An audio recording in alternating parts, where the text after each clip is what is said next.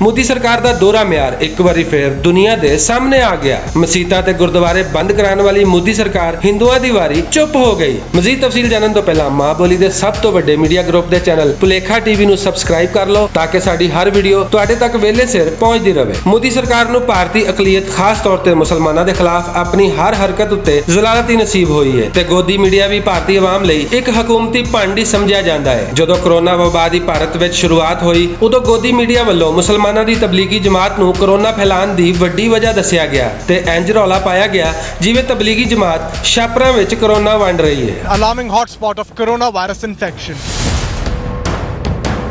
A Tablighi Jamaat congregation setting off COVID-19 clusters. How the Maulana is asking the massive congregation to ignore coronavirus advisories and stay put.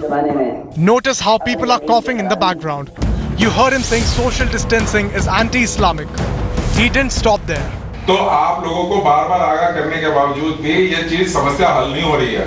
अब मैं आपको जो आपके हाथ में notice है, ये नोटिस आपको दे रहा हूँ और मोहम्मद असाद साहब के नाम पे दे रहा हूँ। इसके बाद भी अगर कोई ऐसी इश्यू निकला और आप लोगों ने इसको बिल्कुल तुरंत प्रभाव से क्लियर नहीं किया तो मैं बहुत स्ट्रिक्ट लीगल एक्शन के लिए मजबूर हूँ। किस्मत दा खेल वेखो, अज भी भारत विच कोरोना दे रिकॉर्ड केस सामने आ रहे ने, लेकिन हिंदुआं दा सालाना कुंभ मेला अपनी पूरी शानो शौकत नाल जारी है। भारत विच रहन वाले मुसलमान ते दूजे मुल्कां दे शहरी कोई इहो जी खबर गोदी मीडिया उत्ते वेखण नूं तरस गए ने जिहदे विच इह दस्सिया जावे कि कुंभ दे मेले दी वजह तो किन्ना कोरोना फैल रहा है।